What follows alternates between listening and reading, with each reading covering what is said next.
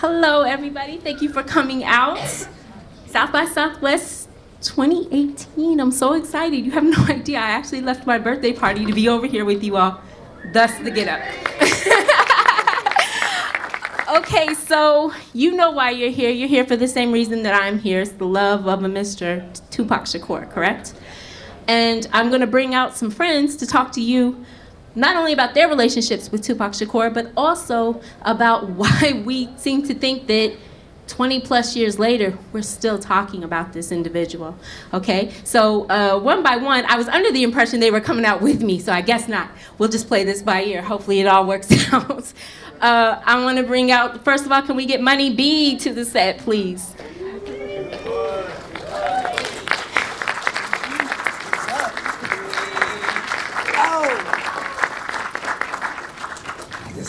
Yes. Oh, yeah. Old friends, old friends, old friends. Okay, did you make sure you said what your name was? I don't know. Then you gotta go where your name is. He's good? You're next to me? Yes. Mine. All right. And Yuck Mouth. Where's Yuck Mouth? It's about to go down, y'all. It's about to get real, real serious. What? Hey!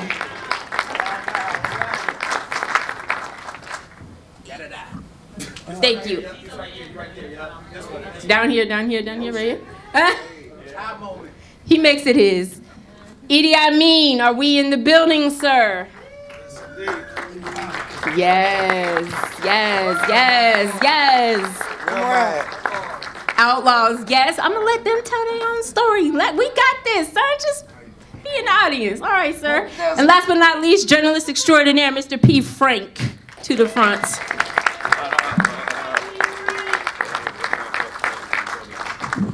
Okay. Okay.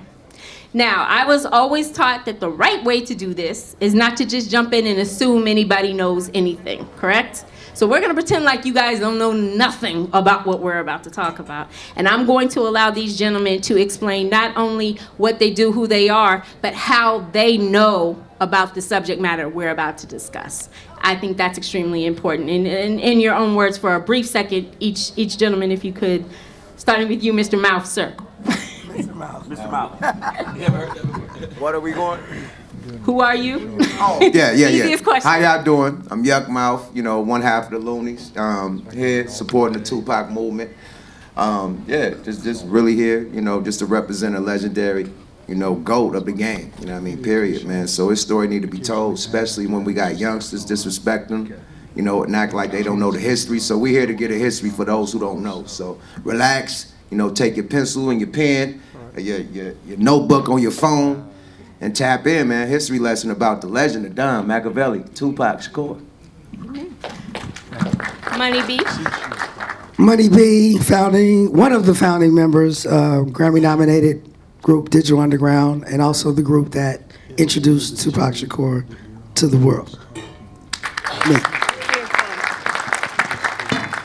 Idi Amin. How y'all doing? Idi Amin, a member of the Outlaws, still to this day, and childhood friend of Mr. Shakur as well. So we brought real people, not just somebody who bumped into him in the airport one time and got a real story to tell you, okay? And last but not least, but it's certainly not the least, Mr. P. Frank. Hey, what's up, y'all? P. Frank Williams here, producer, Unsung, American Gangster BET Awards, Who Killed Tupac, a lot of other shows. I knew Tupac a little bit in real life, and also I wrote his cover story in 96, when he passed away. So it's a pleasure to be here with you guys and have all my homies in the building with us. Much love. So, okay, as you just were told, we're going to school today because there's a lot of people out here speaking on this gentleman who, they saw him in the shopping line once and think that because they stood behind him when he was buying grits or whatever he was doing, that makes them an aficionado. We wanted to make sure you had people who actually know the man and who know all about the man, okay?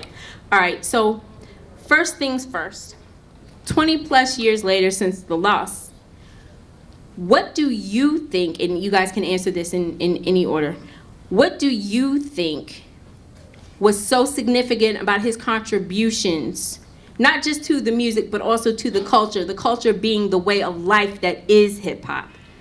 What do you think is so significant that it keeps us still speaking about him to this day? Me personally, I think just that he was so genuine. You know what I mean? And the way that he was raised, he was about and for the people. You know what I mean? He really, really thought that he could save everybody, you know, in his mind, or at least he had a plan to, you know. So if you met him, and I believe in his music, you knew that he was really, you know, he was the voice of our generation, actually. You know, the people who didn't have a voice, people that wanted to say, he would say what we all wanted to say. And he wore his heart on his sleeve, so there was nothing that you didn't know. He put it all out there. He made himself available. He was vulnerable. He was, you know, what we were all about is what he put in front of you. And I think for that, he's loved. Yeah. Absolutely. I couldn't have said any better. And then on top of that, like, what a fucking life that he lived. You know what I'm saying? Son of a Panther, you know, moves to Marin County, eventually gets with Digital Underground, the #1 group at the time, starts his career, and immediately it's just one controversy after the next. Whether he was talking about Quincy Jones, fucking white bitches, or whether he was talking about, he was very outspoken and just a magnet for that kind of attention. Whether it was purpose or not, it just was what it was until September 7th, 1996. And even beyond, that energy just continues to grow and,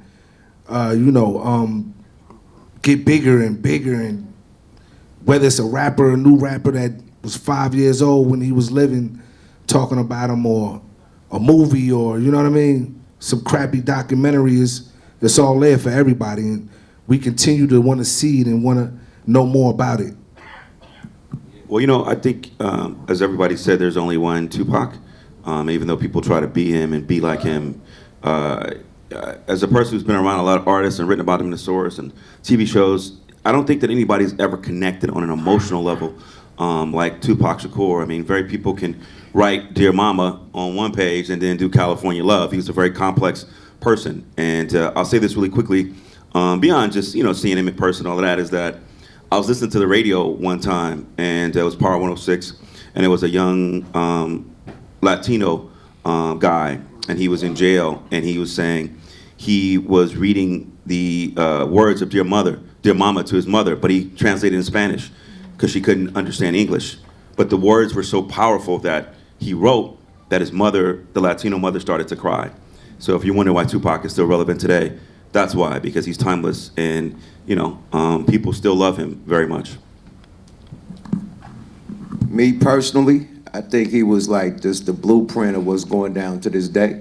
You know, from the tattoo movement to the bandana to people, you know what I mean, like just really just on that type of movement, that hype, you know what I mean? Like he put that out there, everybody emulating it to this day, even people getting fit.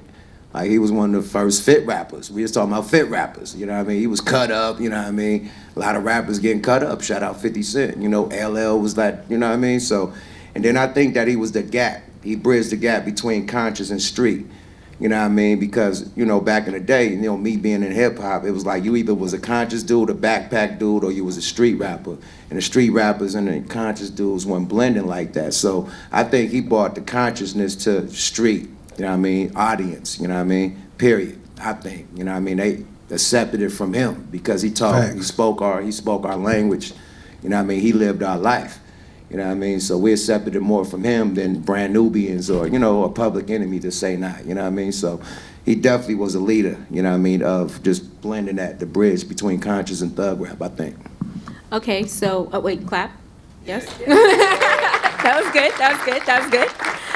Okay, so when we're speaking about what you said about him wearing his heart on his sleeve, it seems to me that most of us, I think, would be in agreement that the lyrics that he spit were powerful because they felt truthful.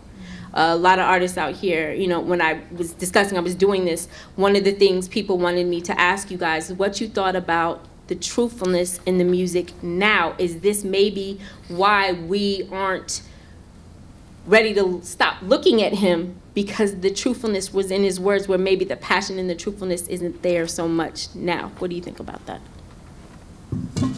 Well, I think what was unique is exactly what Yuck just said, is that he blended it. Right now, and this is just my personal opinion, I think a lot of times it's a money grab. You feel me? So people are saying what they think we want to hear, right? So if Lil such and such, you know, he wanted to talk about the trap and how he get money and he, you know, his belt and whatever. Now, in real life, he probably does care, but he's just trying to get the money, right? And we only accept, you know, we want to categorize and put it in the box, and this is that. So this is how we're, you know, we digest it. So I always would say, you know, people are like, oh, I'm the next Pac, blah, blah, blah. I'm like, you're not. Read a book. You know what I mean? Like, the thug part was only one element of Tupac. You know, he read poetry. You know what I mean? He wrote. He had business plans about restaurants and things that he wanted to start. He was an activist. There was so many things to him outside of just that. But right now, it seems to me in the music, people just want to, you know, say what they want people to hear and give it to them. Like, they're not taking the risk or putting themselves out there. So, you know, right now, I don't think that there's anybody that's duplicating or even come close to being what he was. Like, there's a void for that. Okay. You guys agree? Yeah, I agree with that, and I also think it's a huge responsibility and weight that comes with that kind of to be that kind of artist. And I don't think artists today really want that responsibility, because if you walk that walk, if you talk that talk, you gotta walk that walk. And Pac was really one of those dudes that was willing to do both. He wasn't just gonna talk about it and then go sit in his mansion. Yeah, he had a mansion at the end of his career, but at the same time, he was willing to go into action if need be at any given moment. So a lot of cats just really wanna, you know, get the Bentley, get the house, and live a nice life. And there's really nothing wrong with that if you really think about it. But don't front to the people. You know what I'm saying? Give the people exactly who you are, and then let them decide. Fellas, we was talking about this earlier. Remember, there's a lot of college dudes that's dumbing down just to be accepted. You know what I mean? Shout out, I ain't gonna go there, say no names. But it's a lot of dudes that's, yeah, we ain't gonna have no beef over here. Right. But it's a lot of dudes, me, I'm guilty of it too. You know, I'm very woke, but I never And Jay-Z spoke about it. I never rap about it. You know what I mean? Because I want to keep my demographic, the people, what they love me for. And I think that's what all the other artists do. Like, if they love you for the trap or the turn up or whatever, you got to feed that. You come with some, like, people nowadays, everything is corny that's out the box. So you come out the box with some positive shit, and like, oh, you cornball, we want that shit. It's like when, you know, when 21 Savage said that he's not wearing jewelry no more and he wants to invest. It was a lot of backlash on certain shows. I ain't gonna say them, but they're like, no, I don't want to hear that shit. I want to hear you shooting up the trap and whoop, whoop, whoop, whoop. I don't want to hear nothing about investment. So everybody is like, if you smart or you woke, it's corny. You know what I mean? They was giving Jay-Z the 444 was a classic album. They shitting on that just for being woke. His first woke album. Now he talking all that trap shit and all that. He get nominated and win Grammys. He was nominated for every Grammy and didn't win shit this time, because he had a woke album. So everybody see that and be like, cool. I'm gonna let the conscious dudes do that. You know what I mean? And that's what was dope about Pac, that he could step in both lanes and not feel violated. They accepted him for that. And then the era back then, it was way more woke. It was way more conscious shit going on, so it was way more accepted. It ain't accepted right now unless you're, you know what I mean, you came in the game like that. So it's kind of iffy right now, period. So salute Pac. That's why we got to go back to Pac to get that, you know what I mean? Because nobody's really doing it. They scared. I'll say something really quickly. I think so many people here are copycats in this generation. They think, here's the trap music I'm gonna make, or I'm gonna rap about my Xanax or my drugs or whatever I'm going to talk about, and nobody shows themselves as a complex human being. You know, I knew you was a black queen mama, you know, and then he talks about her doing crack. He talks about his own vulnerability, about being scared or being, you know, awoke about his people. And one last thing I'll say is that, we were talking about this earlier, is that I think from the golden era generation, the late 80s, early 90s, there was a connection to the previous generation. And I do think a lot of the kids today aren't connected to something, to have something to talk about, or it's all about me and my phone and what I can see, and everything is immediate. Remember we was talking about that, everything's immediate and disposable. You know, I don't think our time, sort of when we grew up, things were important. Like you had to be connected to something. So I wish that there was a way that some of the millennial, more popular kids today could connect to a Edie or a Money B or somebody like that, or a Yuck, and actually have that conversation instead of you're old, you're whack, you're young, you don't have an agenda. I think it's important for us not to keep dissing these kids, but to try to get connected to them. Yeah, absolutely. Okay. So far, I think everybody's buying what y'all have to sell. Okay. Let me ask something that I'm not sure how you're gonna feel about, but it's what they said they wanted to know from you, and you specifically. Me? You too, yeah. Oh, okay. Everybody here. How do you feel about what appears to be we don't have to say the name, but a marketing ploy by some of the millennial artists to throw Tupac's name under the bus to maybe get attention? Man, we That's was the most on polite this. way I could say it, right? I gotta be very blunt and very, you know, everybody y'all grown in here. It's some pure fuckboy shit. I gotta go into pure cuss words. That's some pure fuckboy shit, you know what I mean? At the end of the day, people are using his name to try to get the buzz, you know what I mean? Like literally, and everybody's like, oh, fuck him, he's whacking. Like they popping for that day, you know what I mean? So everybody's getting it, like, fuck it, we're gonna say fuck Pac and get on, you know what I mean? So it's a viral thing, it's a trolling thing, so I don't think people really mean it. One individual actually came out and said, nah, I really didn't, you know what I mean? I was just fucking around. You know, so a lot of people are doing that just to get the buzz, and it's really stupid. You know what I mean? Because at the end of the day, Pac was the most complex rapper that we've had in every angle. Most complex, period, flat out. So you gotta give respect to the blueprint of the game that everybody copying off to this day, period.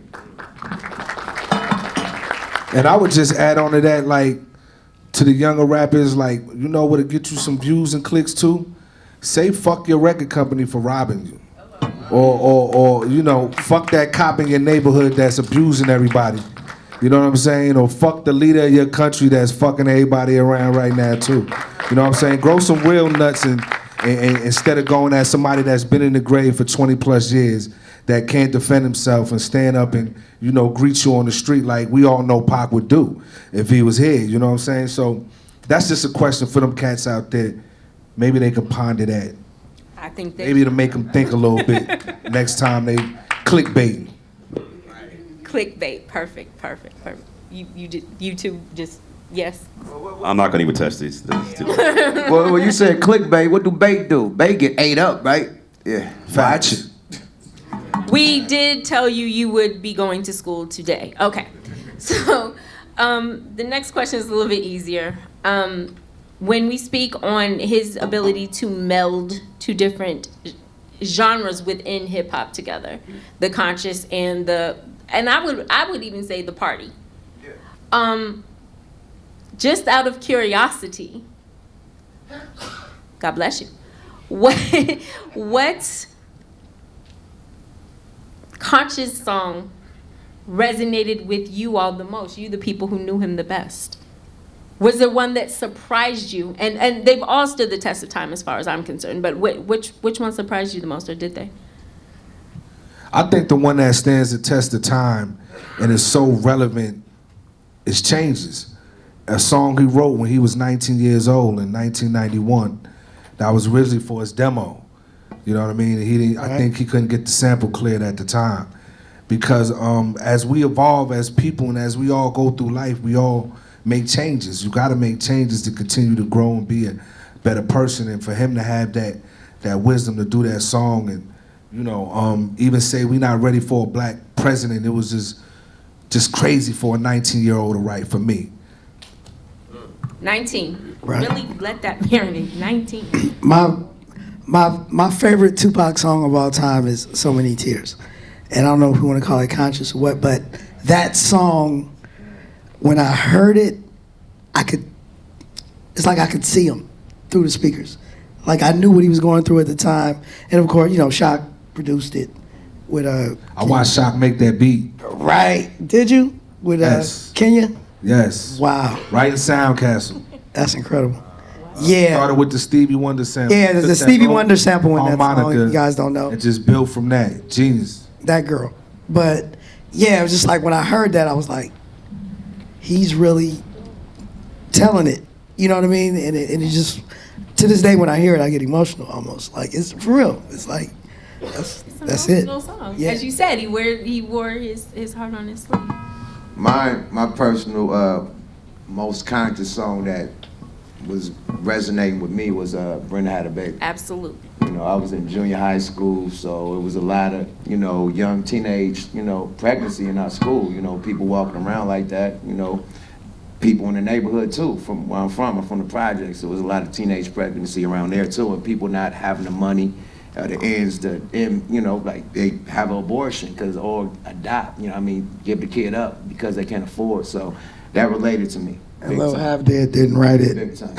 Oh, that's right. There's somebody in this room that was on that song. Oh yeah, I was there. Hey, so that's not our problem. The story That's behind that Brenda's family. song, Brenda's Got a Baby, is he actually read an article in the New York Times, and that was a true story, and it moved him like that. So he wrote that song, and it was a song that he had for a while. He was like, he always knew he wanted to do it.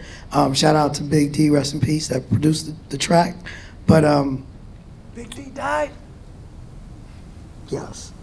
I'm sorry. Yes. But yeah, I'll talk to you. But when we did this, when he did the song, because we were recording, I just happened to be there, and then Dave Hollister was there with me, and it was really organic how everything happened. They were like freestyling, singing. He was like, "Go do it." And one thing Edie will tell you, when you record, when you're in the room with Tupac, if you have something, he's like, "Go do it." Or he'll say, "You got something for this." He won't wait for you.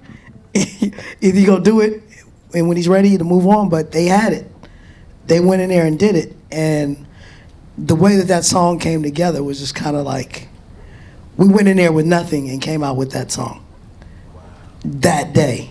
He'd been writing and he told me about the song, but I'm just saying the structure, the beat, the way that it came about. And if you notice, it's just one verse, which was different from songs. Usually it's verse, chorus. It's one verse. He just tells the story and then get up out of there.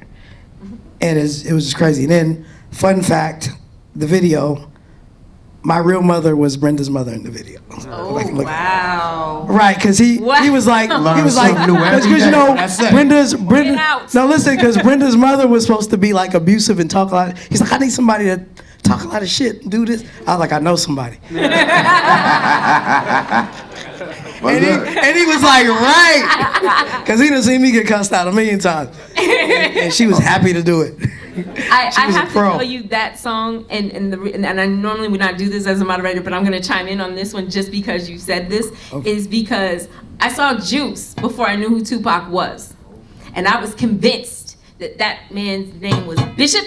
And I don't know who Tupac is, but Bishop, I know who that guy is, and he's crazy and stay away from him. Wait, so my friends come to me with the video and say to me, no, he's fine. You gotta look at him. It's in the eyes, girl. Give him a chance. And I was like, it's Bishop. Well, what's he talking about? Oh, she got a baby? Oh, she threw it in the trash heap? And then I'm listening, and then he looked, in the video, he looked legitimately like a nice person that I didn't need to fear. So I said, wow, he's a hell of an actor. Okay, because I was convinced he was a crazy man and he would get you by the locker in the high school. Okay. My grandmother was scared of him, actually. So I guess that Brenda's Had a Baby, everybody loved that song. And as far as conscious, it definitely woke everybody up. Dope song, classic. Mud, tell them about that trap video when you get police coming down the stairs with the drawers on.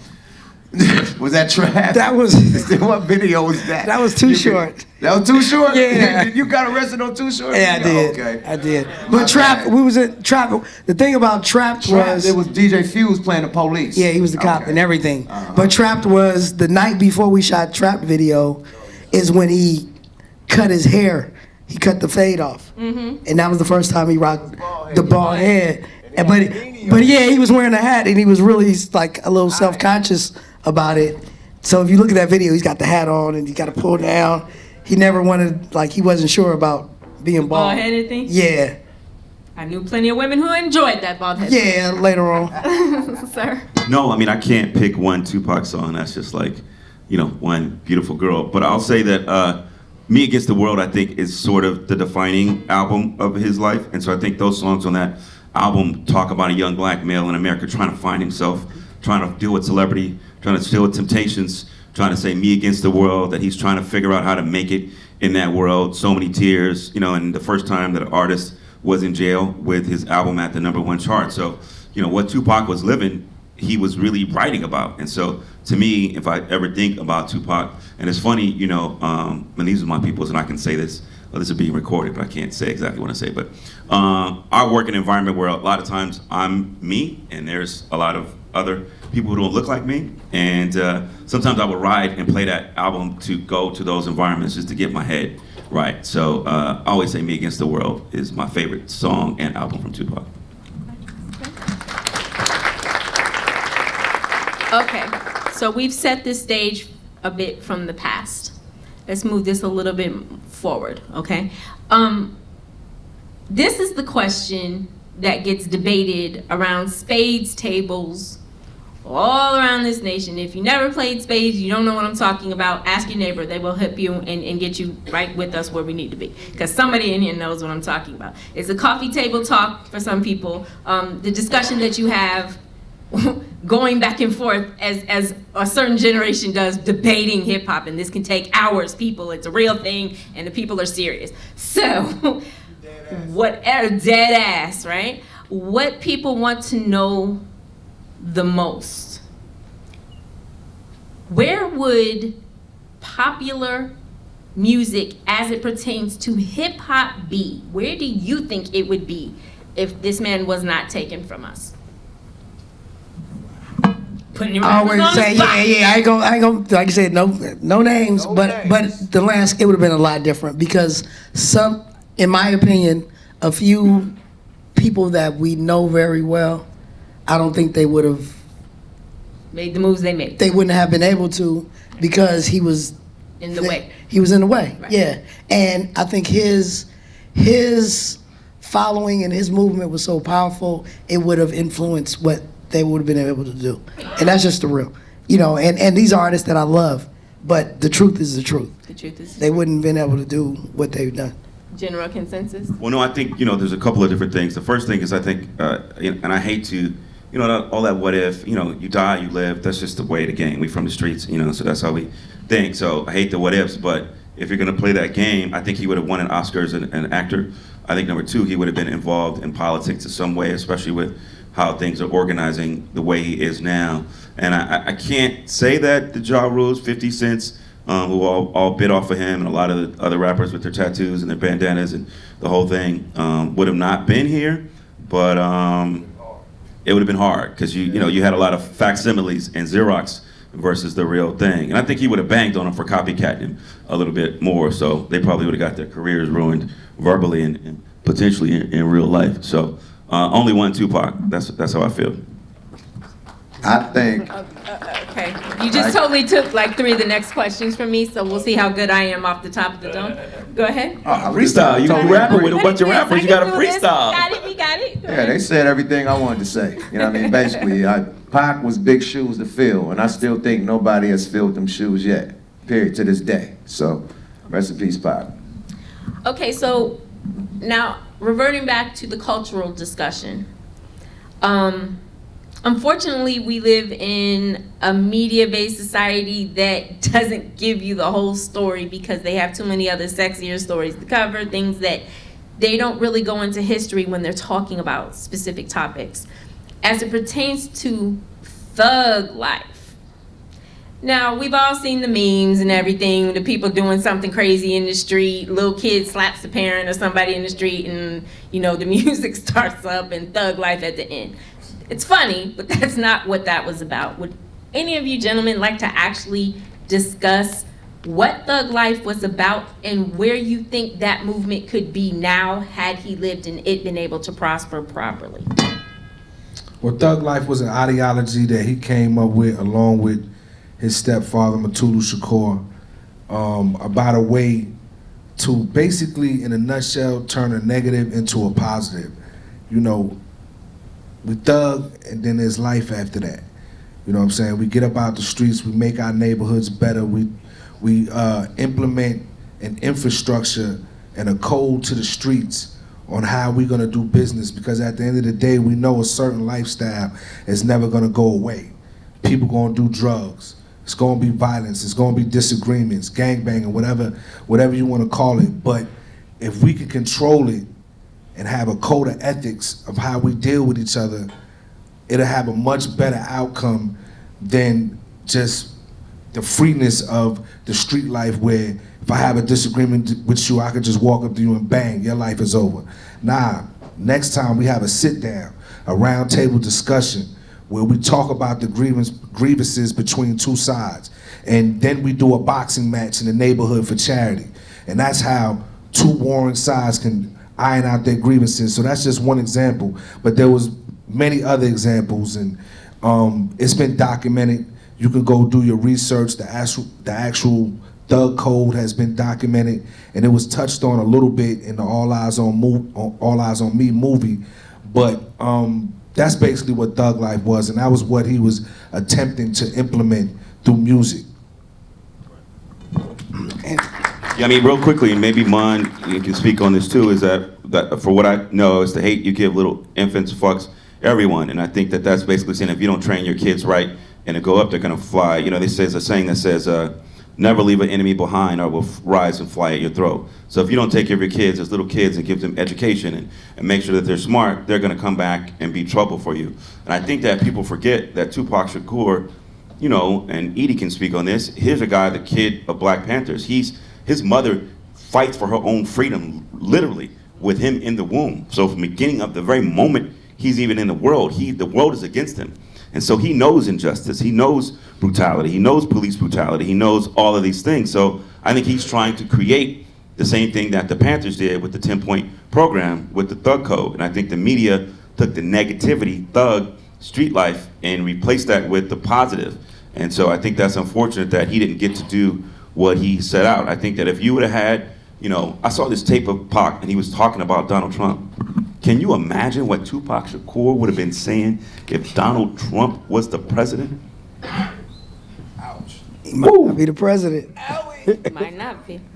For real. And just to add on what Edie said, you know, Pac, he knew, you know, his goal was always to uplift, but he also knew that if he identified with the average person, you know, he comes from that. So yeah, let me let you know that I'm a thug too, and it's not a terrible thing, you know, if that's what they call you. I'm that as well, and identify, and then hopefully let's get up out of it together.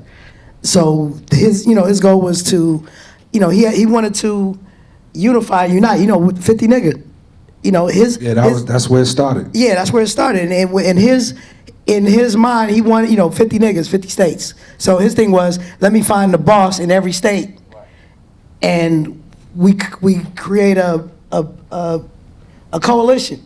You know, you go in that state, you know, you're the boss, but nothing can go down without the bosses deciding. You know what I mean? And it becomes more of a you know, like unified front. Yeah, unified the code. Like you can't just go out, shoot somebody, kill somebody, or make these moves or do something stupid. There's repercussions without, you know, unless the collective says it. And that's what he thought that he wanted to do. You know, that was in his mind of, like, let me first show you that I'm one of you, and then let me get all the bosses together, and then let's figure it out. And then we become powerful. And that's, you know, that's always been what he's, was set out to do. So had he been able to survive 96 and was still here, what do you guys think? Do you think he would have been, he was that kind of guy? He could have gotten it done to where this would be a thing now? I absolutely believe that he would have, because he was always an activist. So I think, because people don't realize, Pac died, was he 25? Was 25? So when Malcolm X was 25, he was still Dirty Red, Right, just coming out the penitentiary. right. He hadn't done the things that he was, and Pac, I believe, was on that path. And personal belief. And I know what he, what he always talked to me about, what he wanted to do. So I believe that he would have gone down that path Okay, okay. more so than anything. And he would have had the ear of the nation, Yes. of our nation. I think he would have been our first black president. Possibly. Definitely. I think he would have been before Barack if he was still alive. Or at Honestly, least I don't. Governor of but no, California. At least governor actually, of California. Pac's a little bit raw. I don't know if we need the president. Yeah, I don't know. I don't know if they would allow Governor that. of California. I don't know if He was this country is ready. He Spoke would right in have front of the been. presidents, right? He would have been on that list. Reagan in, man. Reagan was an actor. Right. They let Donald Trump in, a reality star. Well, it could happen. Yeah, I don't know. bro. It could I don't know happen. the Pac. You got a point there, bro. It could have happened. Got a I point think you've there. had It political could happen. Y'all possibilities. tripping. They got Donald up in there. Anything is possible. Hey, if we didn't learn anything else from that, we have learned that anything is possible. That is true. That is true. Okay, moving on. Let's get back to the lyrics a little bit. You guys were around. Were there ghostwriters in a Tupac session that you ever noticed or something? You gotta answer those questions, Edie. He can't do anything. Very rarely. Very But rarely. We've written songs together as the Outlaws, but for the most part, Pac had a complete vision of what he wanted to talk about. Pretty much every time he stepped in the studio, I never witnessed him sitting there going, what am I going to talk about today? It was like No, he had went it. to the He had it. studio, and he pretty much had a clear idea of what he wanted to do. And whatever happened to him, he was writing about it right away. Exactly. Yeah, if he just got pulled over by the cops, he was writing it as the cop was writing the ticket. He was writing the For sure. song, and then he wanted to go record it right away. But, like this whole thing about ghostwriters is all bullshit, really. Because at the end of the day, Ray Love wrote Trapped. That was his first single. But Ray Love and Tupac were in a group. Equally talented as writers. And Tupac wrote things for Ray Love. You understand what I'm saying? So it didn't, but we all knew that Pac, like you said, he was writing all the time, constantly. But I don't even know where this question is going, but okay, so Ray Love wrote Trap. Now what? That wasn't where it was going. Yeah, that's what I'm saying. Like I said, it was very rare. But you know what I mean? Like I don't think it's like I don't when I hear that and people say, oh, he had a ghostwriter. Well, guess what? Me and Jacques wrote for each other, but I can write a song. Well, yeah. You know what I Same mean? thing Yeah. over here. Yeah. But I never got wrote for. I wrote for Numb, Knick Knack, Drew. But you understand what I'm saying? Like it doesn't take away from them being Nah, hell no. talented. Yeah, Like Numb, when I got us our deal, Numb didn't rap for the Nice. first 3 months. I was the rapper. He was saying my raps that I wrote. Yeah, rig up all that. So it happens just to get the vision. But Numb was a dope ass rapper from the gate. So Yeah. once he got on board, it was like a rap after that period. He wrote his own Ice Cream Man and all that, so he was dope. But the first couple songs that got us in the door, Yeah. I had to do it. But hey, Yeah, because Pac wrote for me. That's not our problem. He wrote that. hey, fuck it. But And I you said said it. it that way. Yeah, I said Only it. the way. Only Yeah, I said Money it. B could say it the way you said it. So you made it your own. No. Yeah, but outside of that, no, Pac, he was prolific, and he was fast. Like, and even if this question is gonna come up, I just want to say it right now. What I've taken from Tupac, his work ethic was out of this world. Like I've never seen anybody work the way that he worked. He was quick and passionate. Like when he'd write something down and then he'd be like, check this out. And he'd be spitting in my face. I'd be like, Dog. Okay, I get it. But right after he wrote it, he would say it as passionate as when he recorded it. But he was something else. Like I've never seen that before. Okay. One more thing on the ghostwriting. Let's end it with this one. Okay. Ghostwriting is somebody that's actually writing the whole song, and you got like a ref track and all that. That's ghostwriting. Now it's a lot of collaborations that go down in the studio. Edie's in a group, so I know they collaborate together. And like when they go in the booth, like, nah, bro, come out and say something different. You know what I mean? Or what y'all think about this hook? Nah, that's cool, but take these words out and put this in. So when it's a collaborative effort, that's not ghostwriting. That's vibing, and that's getting to the motherfucking finish That's how line. you get 1, 2, 3 into the four. Right. Yeah, you That's get it- how you get it to it. That's how you get that said that way. And Right. one more fun fact about ghostwriting. When I Get Around, Tupac wrote Shock G's verse Get out of here. on I Get Around. But he wrote it, and then he also, at the time, Shock was married. And he was like, well, you know, make it more respect. And he catered it to, like, you never knew. You think, because it sounds like Shock G. But Tupac wrote that for Shock G. Okay. And he said it. He wrote a verse for me, but I didn't do that. Yeah, we The remember one that what put you the said satin in on that your song. panties. We know what you Say said, what? Honey B. I said the one that put the satin on your panties. Yeah, he said, yeah, that was, That was the first Tupac wrote that. thought of. And Shock killed it, though. Yeah, he did. Yeah, he did. Yeah, he did. Yeah. Yeah, he did. All right, moving on. I have so many questions for you after the panel. Moving on. I'm all over the place, but there's a reason for it, and you'll see at the end. What now today do you think he would be speaking on? We know Donald Trump, that's like so easy, that's low hanging fruit, go higher.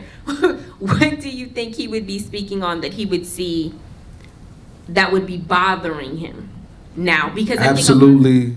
I don't mean to cut you off, but absolutely, because every time it happens and I see it on the news, he's the first person I think of. Police brutality and the overwhelming It hasn't changed. cops just killing got video young of it. black males. He would absolutely, that would send him like off the edge probably. You know what I mean? It would be a full-time job for us to not, you know, be there with him doing something absolutely crazy, like blowing up a police precinct or something like that.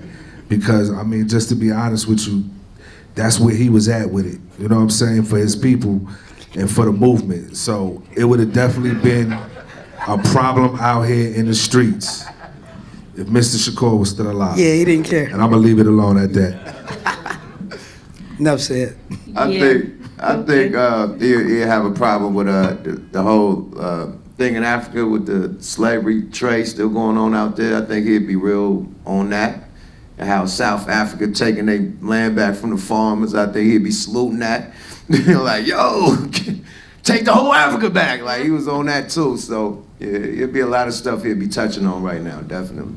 And he would also, he would hold rappers accountable. Like, stand up. Yeah. Like, don't just do it just to, Don't just say it. Yeah, you gotta just- walk it. yeah, Iggy do said. it. You gotta walk it. Don't talk it, walk it. Okay. Yeah, and when I saw all the kids with the gun situation in Florida and all over the world, and I think, you know, Pac was a person who was very much about the youth and the youth being powerful. And, you know, Edie can speak on this, but I think, isn't it true that before Pac got his deal, he was going to go the Black Panther Party or something in Atlanta? Like, he was literally about to go. New African Panthers. New Africa. That's why he actually, what happened was he was in Strictly Dope. The group dissolved, but H. Gregory, who started Digital Underground, you know, he was the label, but they were signed, but he retained Tupac as an artist. And when we were about to do our first national tour, Tupac was about to quit and move to Atlanta to join the New African Panthers. He was just about to strictly just go into activism because he was like, this rap shit ain't working out. And Atrium was like, yo, can you guys just take him? Because I want to keep him busy, you know, keep him on. And we knew he was dope, you know, and it was bittersweet for me because Pac was my guy, but my brother Cullen was supposed to go on the tour. You had to cut him. Yeah, we had to cut him out. And I was like, I get it. but I understood it because Cullen didn't do nothing. He just was wanting to come. But Pac was dope, so we put him on. But that was the thing. Like he really was gonna quit rapping and just go hard body all into activism and really do that. That was gonna be his career. That's how passionate he was about it. But it was this or that. You feel me? Okay. It was, you know. Okay. Learning so much I didn't know, and I've talked to you about a lot. Didn't know. Okay. So he was gonna quit. What if he quit? Oh my God. Okay. So bringing it really truly to 2018 and this newfound almost obsession with learning every single detail that there is to know about Tupac, the movie, the documentaries, now there's a series. What do you guys, knowing him, what do you think he would think about this particular phenomenon, this wave coming back? Would he be excited about this, or would he be like, mind your business? Edie. I mean, he's a Gemini, so one day he would wake up and he probably would hate that shit, and then the next day he'd be like, you know I'm a living legend, right? So, you know what I mean? It depends on what day it was and what Tupac you got at the moment. Wait, but hold on, I gotta hold you. Edie, what you told me personally, what did Pac say? Don't tell him everything. Absolutely. So it's stuff that people will never know. But I think it's enough out there to keep everybody satisfied and still keep a thirst for the next generations to come up and, you know, inquire about this man and see what made him tick, see what made him write these beautiful songs, see what made him write these really angry songs, and hopefully it can influence them in a positive way. Yeah, and one thing to say is, like, as much as you guys are intrigued about Tupac, we are as well. You know, and we know him, and I say that to say is like, you know, Pac had so many phases in his life, but, you know, if you were a part of that phase, you know that, but then you want to know about the other phase. And I say that to say, like, you know, Pac, he was with Digital Underground, and I remember him from the jungle, you know, from 88 to 92, I seen him every day, right? But I've never been around Death Row in my life. So I don't know anything about that. Like, I can't speak on it, but Edie can. But Edie was a kid when he was with us. So you know what I mean? So we talk, and I'm like, what? So every time we talk, we learn more, you know, just It's Comparative notes. it just in One speech. got the best stories ever. Yes. Yeah. 100%. I got them. Yeah, I got a million. but you know, like, I feel like, you know, I was probably blessed because I got to, like, I really saw him realize every dream that he had. So it was the good time. You know what I mean? Because he told us, he's like, look, all I want to do, he said, I want to put out a record and I want to be in a movie. He said that. And he did it. Yeah. You know, and other thing, like, he used to always cry and bitch about how he wished that he had, you know, because he was wild and I'm not. So he be wanting to do stuff, and I'm like, I'm not doing that. And he like, one of these days, it's gonna be some niggas that's gonna do what I want to do, and they gonna follow me, and they gonna do this and do that. He did that. Yeah. And when I saw it happening, I was like, wow, he did it. I'm not doing it, huh? But he did it. Okay. All right, so in 2018, we're learning a lot. You're even learning a lot. You know, I was going to say one thing really quickly before you moved on, is that after I've done all these shows about Tupac, who killed Tupac, Biggie and Pac, whatever, one of the things that I'll say is that 2018, you know, I was sitting at my desk and I was working on something. We were, you know, one of the shows we did, we were trying to figure out who pulled the trigger and all the things that happened along the way. And there was a particular federal government situation that we knew, you know, people don't know this, but the federal government was obviously watching them that night. And I believe, and I haven't said it publicly that much, but definitely in terms of Christopher Wallace's Notorious Big, the police were there that night and had been watching them. And so I believe that they have tape of him getting shot and they saw what happened. In terms of Tupac, I was talking to someone who said the same thing. And so me trying to find justice for him, I was at my desk and it sounds really weird, but I heard him talk to me, and he was like, yo, you gotta keep it real. He's like, you gotta make sure. It wasn't about justice for him, it was almost like you gotta keep calling their bluff, because they're gonna keep doing this to us, because they did not want to solve his murder or Biggie's murder. So I felt in that particular moment, he was saying, go out and do it for all of us. And so for me, in 2018, I think the fascination with him never goes away, because A, no one has ever went to trial for his murder, and no one ever went to trial for Big's murder. And so the fact that we're still here 21 years later speaks to his power, and speaks to him sort of still, like you can't drive a day or go anywhere without seeing him on TV or hearing his music. I don't even know if there's anyone else on the planet who still looms like that. So for me in 2018, I still hear him, and the reason why you guys all in this room is because you still feel him. So I think he'll never go away, you know?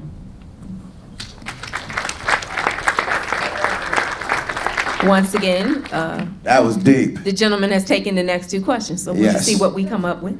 I think that we should defer to some questions around the room. Is there anybody who has any questions they'd like to ask? Yes, please. I'd jump off the stage if I could walk well enough to do it.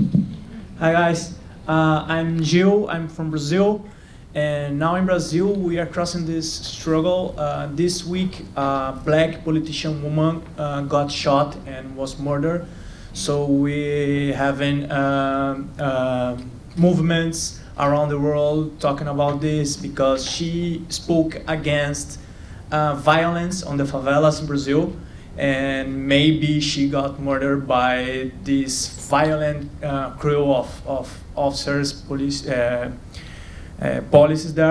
So what can you guys that met this phenomenal Tupac and the hip hop cross around the world, and in Brazil we have hip hop too, and the funk, all this urban music, and what's the lesson that we can get with Tupac, and to encourage new people that continues this fight against violence, against everything that's wrong around the world.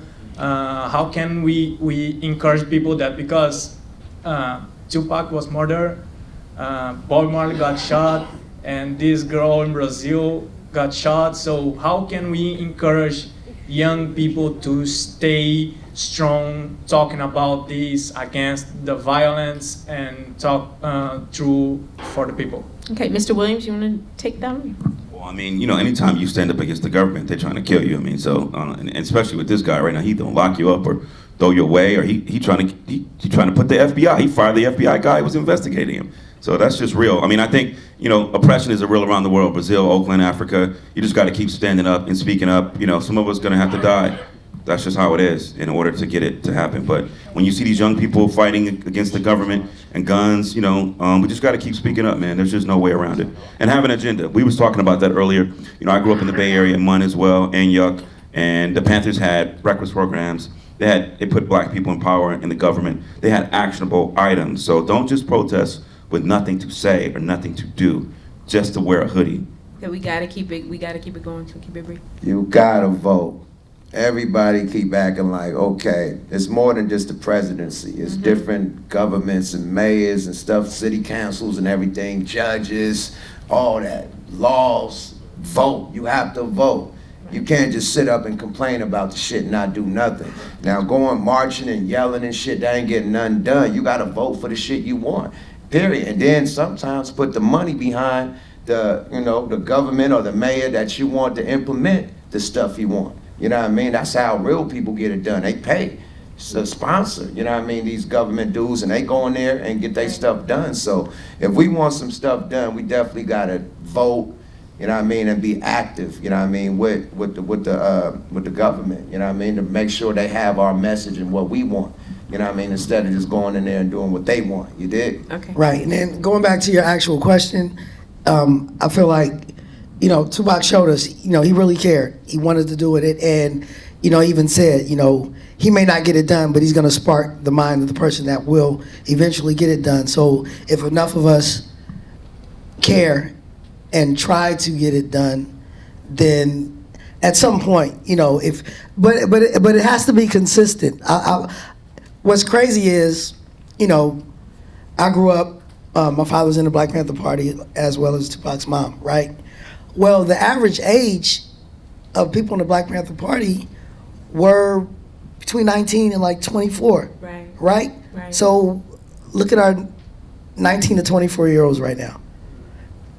Right. You know what I mean? You don't even have like to we, if we can get back to at least half of that, Right.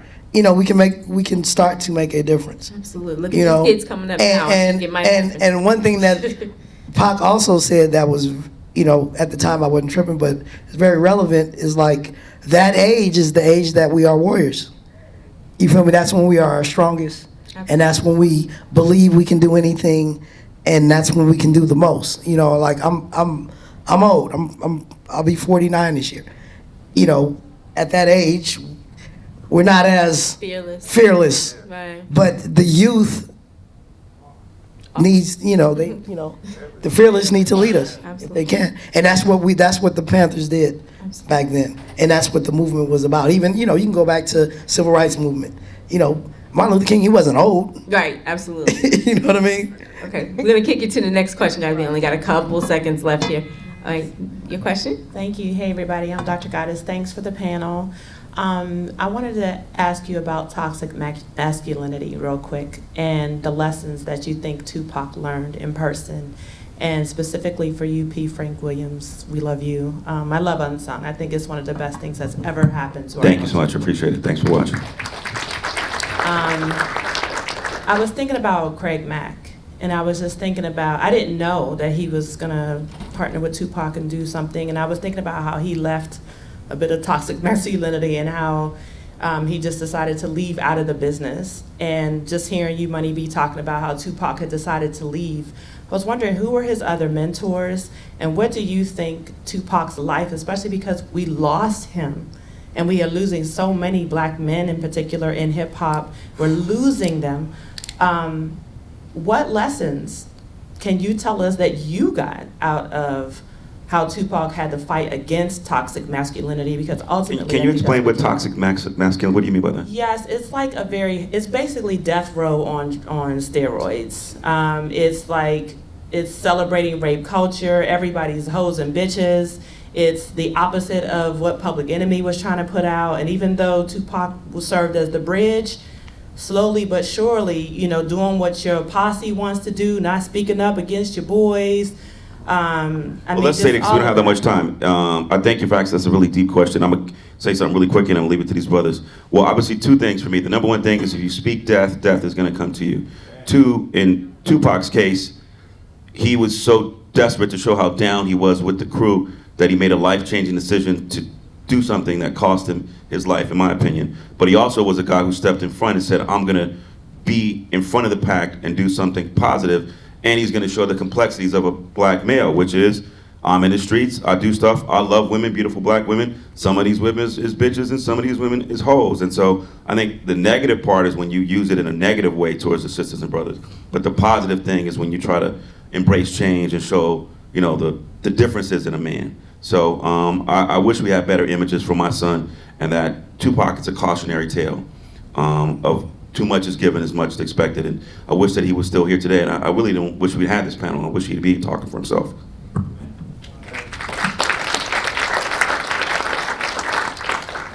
And okay then, last question.